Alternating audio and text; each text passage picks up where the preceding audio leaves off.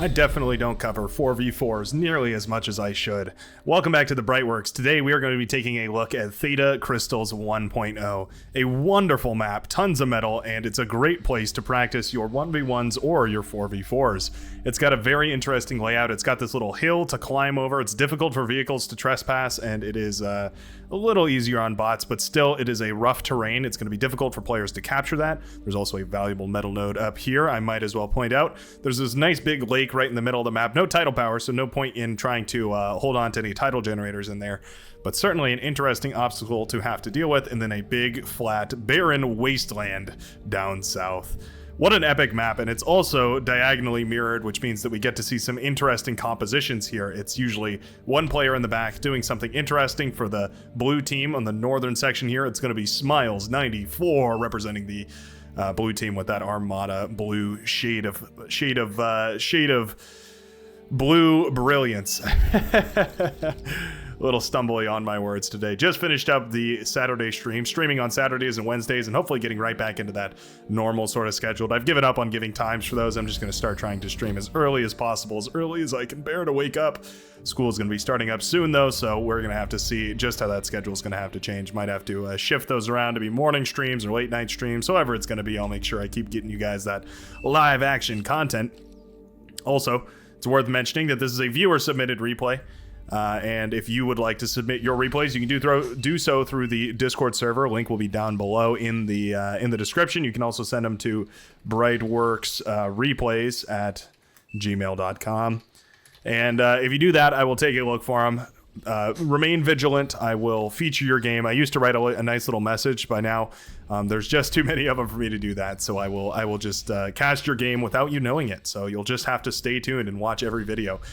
Not that I know that's a problem. I know every one of you watches every single video. Am I right? Right? Spawning in the southern section and representing the red team, we have... Oh, God. IQ? Oh, maybe it's IQ. Oh, it's IQ, isn't it? I figured it out. What is that flag from? Is that Turkey, maybe? Question mark? I don't know. Either way, IQ going to be dressed up in red, but still wearing that Armada livery here as he's marching forward to claim this metal extractor. Started with 3, went up to a 4th, as well as a couple of solar panels with bot lab production. I do like the bot labs up here, but vehicles are, they make their case, especially if you can hold the top of this, then vehicles become powerful, right? Because they have a speed boost going down, and you can use them to great effect here. Not quite to that point in the game yet, but usually these 4v4s are very, very action-packed really quickly. It's a lot harder to tech up. Usually the backline player is forced to go into air like we see out of Karl Barks here. I think that's just supposed to be Karl Bar X. Well, no, I guess it's Karl Marx, but Karl Barks. Yeah, okay. I see what you did there, Karl Barks. I see what you did there. Rixie Pakuna is going to be the southern leader here for the red team, or the blue team rather, trying to hold on to this southern section. There are 2 valuable metal extractors. There's one up here meant to draw on the board. There we go. One up here, one down here. This southernmost one is a little bit more valuable at 3.0. Would love to see these players reaching out to grab these as quick as possible.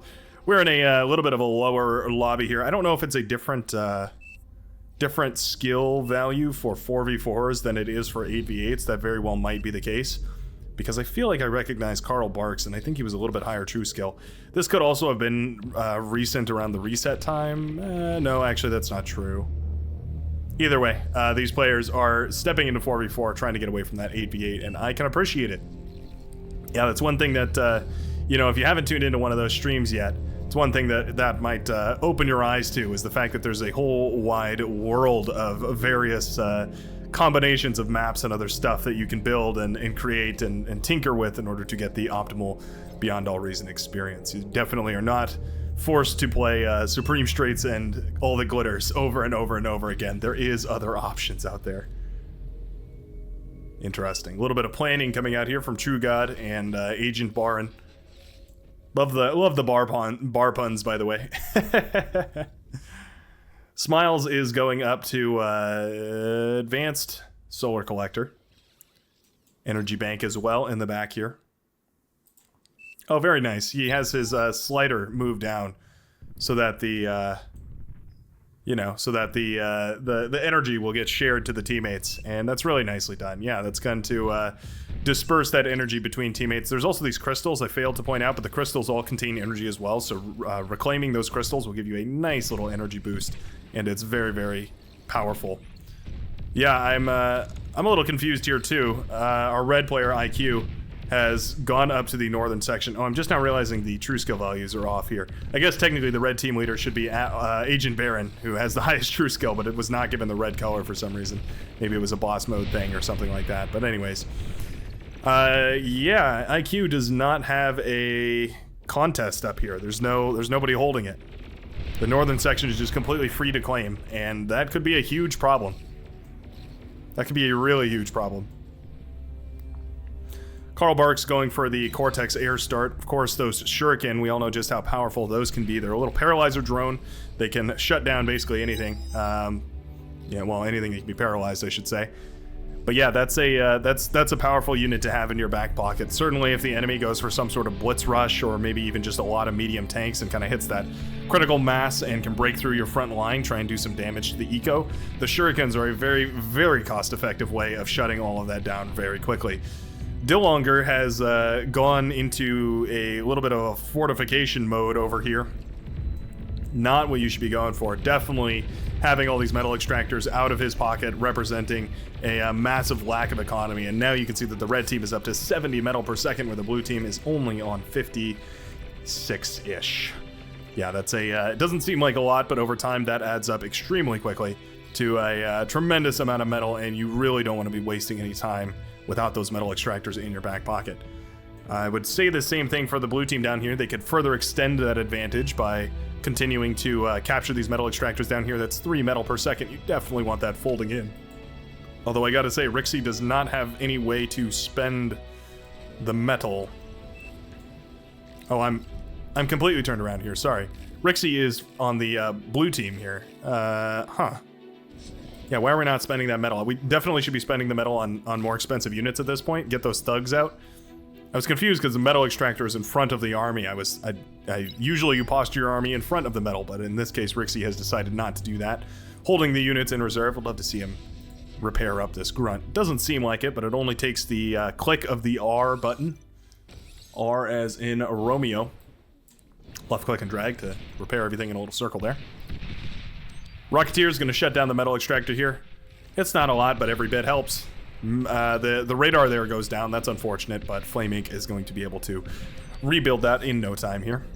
Medium tanks have finally hit the field. Rixie should definitely go down south here. If this isn't going to be contested by True God, then definitely the metal extractor down here should be claimed at the very least. Even if we don't fortify it, just try and get that metal extractor up and running. Bunch of blitzes are going to encounter a bunch of brutes, and I think the blitzes win this eventually, but it is going to be a costly trade here. The blitzes win this because they can get that surround bonus, so they can do a lot of damage once they amass themselves into big enough numbers that they can start to attack from multiple angles. But the brutes are going to do plenty of damage in return. You can see tons of these blitzes going down. I think that's 5 so far, with probably a couple more, at least one more going down here. Maybe not. Escapes with 2% health, 18 health left on that bad boy.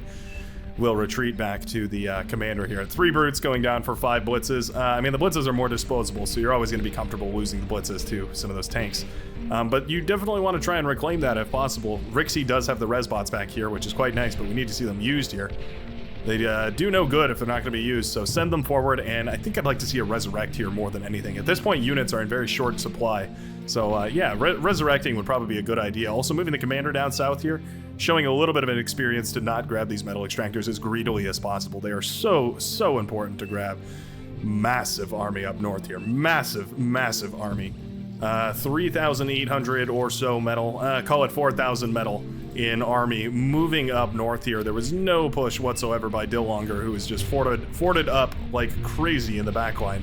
Now contributing his very first unit on the field, a artillery piece, realizing he is in a woefully terrible position, as now 9 minutes into this game, this many metal extractors have been in the back pocket of IQ, who was already looking to go into that T2 tech lab, but is looking to trade out these T1 units, but hasn't even found an opponent to do it with.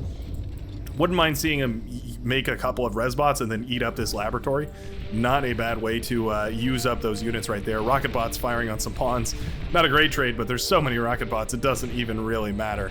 Rocket bots are going to be able to move along this way and do a little bit of damage, forcing the units to retreat off the front lines and come back up north to help here. Maces get into a proper scuffle with Dillonger's commander here.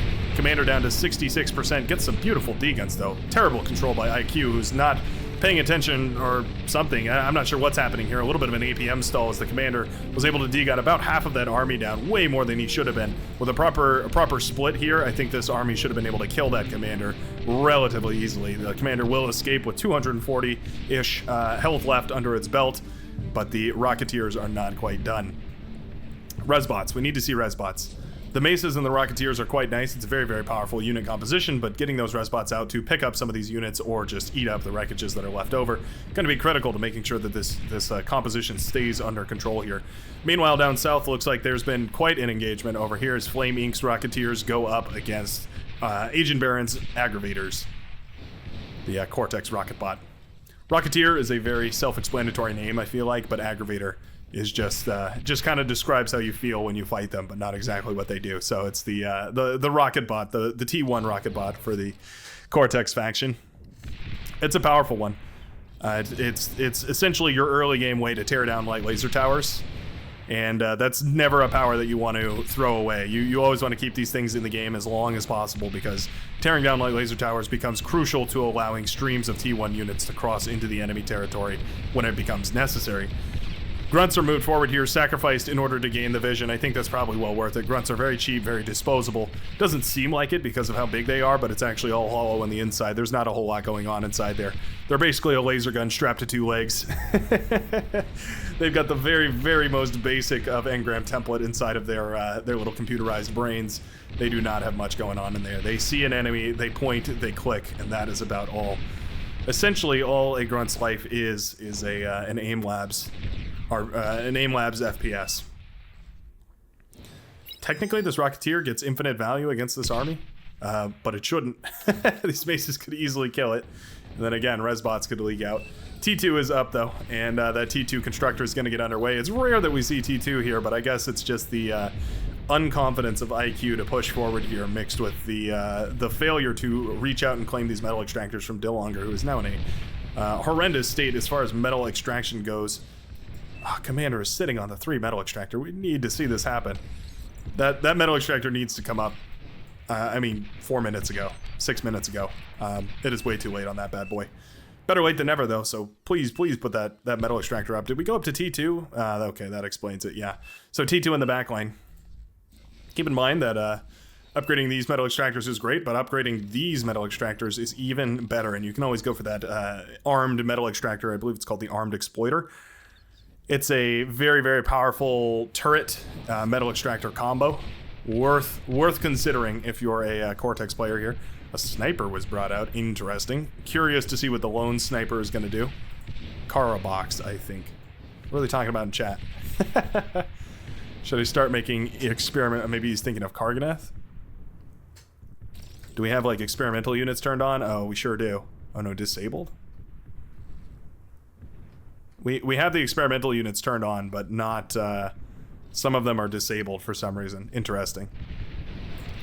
Very interesting. This lobby has some interesting settings. I wonder if the modifiers were tweaked as well. Any of the control settings, like the values, the multipliers. That's the word I'm looking for. Jeez. Professional casting brought to you by yours truly, rather. Using that repair command here to patch up all of these Rocketeers. Gonna scare the living hell out of Agent Baron, who is now forced to deal with the possibility that these are all new troops. How did he produce them so quickly? No, it's a deceit. These are actually the troops that you've been battling all along. I heard an explosion. I think those energy converters were just sacrificed here by Karl Barks. Didn't want those energy converters eating up any more energy of his. Decides to just explode them rather than anything else. Finally, a Resbot is going to eat up some of this wreckage over here. I'm glad somebody did it. I thought it would be the red player here, but not the case. Path few have taken. What a banger.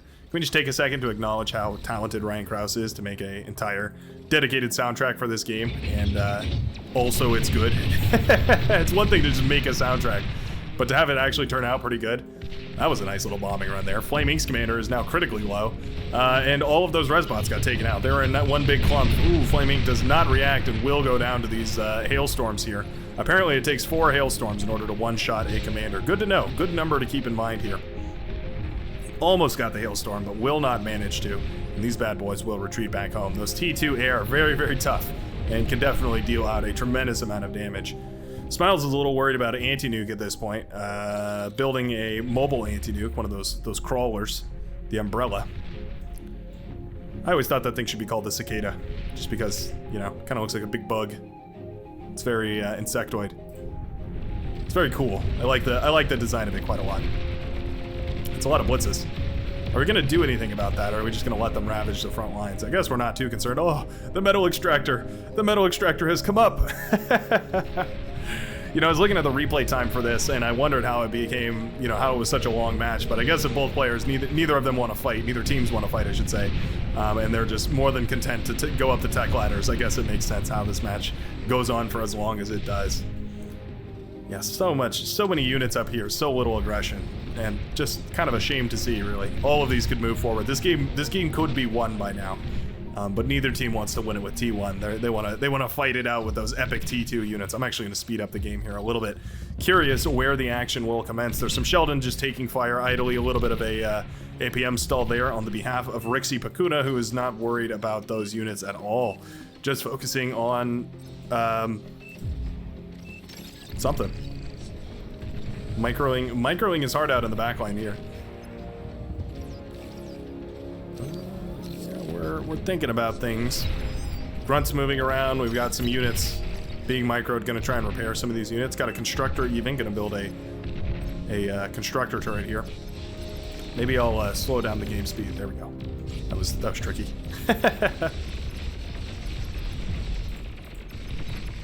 I'm curious what goes on in the mind of a Rixie Pakuna.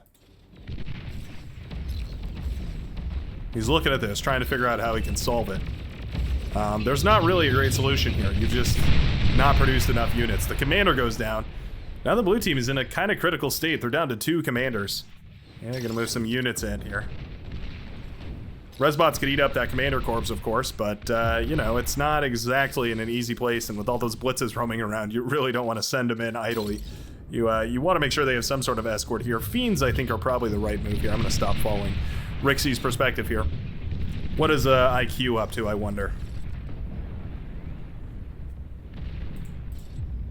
No, he really is just staring at this back here. Ah, here we go, okay. I like that these mountain medals were upgraded to T2, by the way. Oh, there we go. Gotta keep my hands off the steering wheel. Anyway, there's a fight going on over here. Let's turn off this. Let's click over here and let's zoom in and see what these bombers are up to. Bombers as well as the Dragon are out now, and there's not a whole lot of anti-air. Finally, an air lab was built by Smiles here. Don't know how long that thing's been out, but I've seen 2 fighters this game, I believe. Not really getting much value. Finally, some aggression up here as a lot of these bots start to march forward. This is a terrible trade for these maces who can outrange these, the bruisers here, the pounders. But they're just pushing in full balls, and I guess it's gonna work just by sheer volume of fire. But when you make that kind of trade, you need the Resbots to eat up that metal, otherwise you just lose it. Nobody likes losing metal. It's like losing money. Nobody likes losing money either. Looks like the Dragon will be pulled back to be healed up, as well as these hailstorms, which now have actually a really, really nice bit of experience under their wing.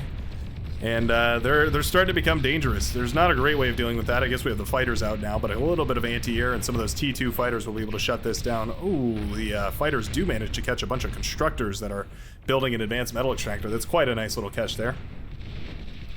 Oh, yep, constructor switched to anti-air. It's gonna take him a minute. Couple of seconds at least. 1, 0, there it goes.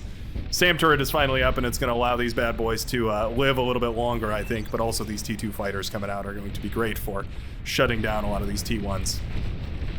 Anyways, the blitzes have ravaged the base over here. While I was hyper-fixating on the fighters, they just took a path all the way over here, and moved into the back line of Rixi Pakuna, whose base is now ravaged beyond all reason. These blitzes have destroyed everything, save for the T1 lab and a couple of advanced metal extractors and a couple of windmills. IQ is saying they really don't have air lull. A little bit. You can have a little bit of anti-air. Definitely not enough. It's odd that the backline players didn't go for anti-air, but they also didn't tech, so... well, I guess the backline player of the blue team. I don't want to miss this action, but I want to check. I don't think Karl Barks sacrificed the commander either, which is a bit odd. Typically, that's the default move. Okay, the blitzers are shut down. Yeah, he didn't sacrifice comm either. Interesting. Typically, that's the default, is you sacrifice your comm, suck the 1,250 metal out of its corpse, and use it to go up to T2. Neither of these players did it, which means that the T2 came up extremely late here. Most of the bot army has been pushed back by the vehicle forces here of Dillonger. The T1 army, I should say. The T2 hounds are still out and about. They're just waiting in the wind. And I can't help but feel like the red team is sort of toying with their food, although I don't know if they know that. They're up to 250 metal now. This game is far beyond the realm of winning by the blue team here. So what I like about these 4v4s, though, they come down to a lot of teamwork and a lot of captured ground. That lead in the early game can translate into a massive advantage in the late game. A fat boy here. The Stompa, as it is, been brought out here. Fighters trying to get aggressive over here, but that SAM battery putting in the work, keeping this area safe. T2 construction turret coming up here, since we do have the experimental units up and available. It's a bit odd to see the experimentals in a 4v4. Typically, there's not enough room for experimental units in a 4v4, but I guess if you're just not going to fight each other, then there's plenty of room.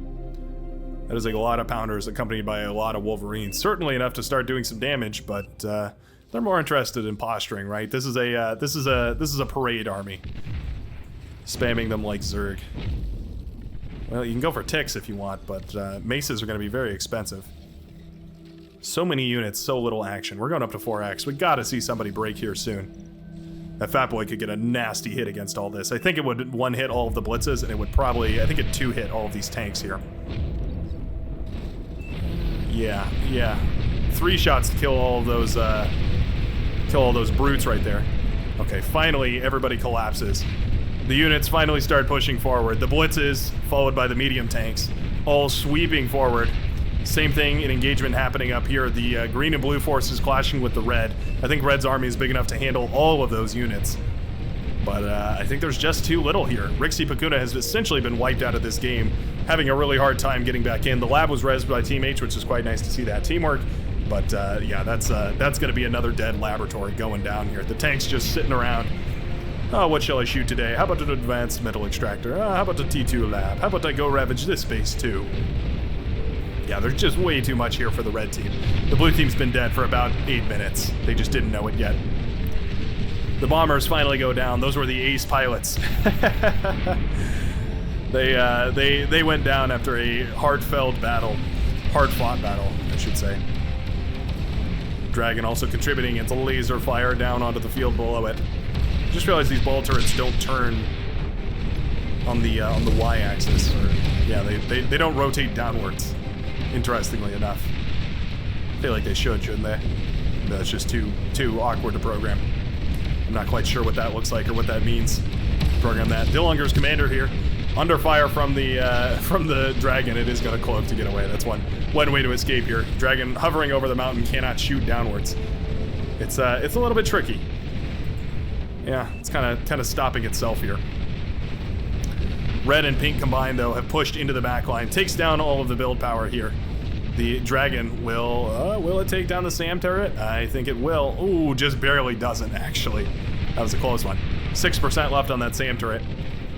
And what is there left? I mean, the blue team has basically nothing left. This is as GG as it gets. We're looking at the death of a team in slow motion here. This is a pretty brutal way to go. The laser tigers are coming out here, those Cortex experimental units. It's a heavy laser tower mounted on a tank. In some senses, it's a very simple idea, but in others, it is the most beautiful thing that there ever was. The Heat Tiger Makes a whole lot more sense. I said it before I clicked on it to prove that I know the names of these things.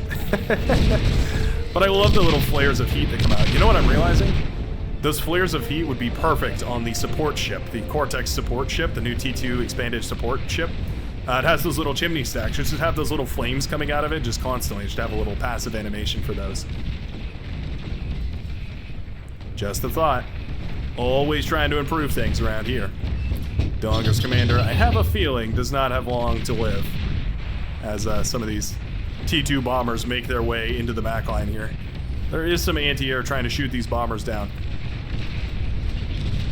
But yeah, they'll manage to bomb Dillinger a little bit more before he goes down. Alright. Let's pull the band-aid off. It's time. Smiles 94 now in trouble as the tanks push forward here. And that commander will go down, wrapping up this game nice and neatly here for the red team. True God doing everything, but honestly, I think it was a complete team effort here. I think the graphs are going to show a very clear picture of who won this one. You can see the entire red team, everyone on the red team was expanding exponentially, continuing to grow their economies, whereas the blue team just failed to expand quite as quickly here. You can see all of that just starts from the beginning. There was actually a period here where I think the green team, the green and the blue were both ahead of the red, but that was not maintained, and so unfortunately for the blue team rather, the red team will be able to snatch victory. Congratulations and GG, and thanks a ton for watching. I will see you in the next video.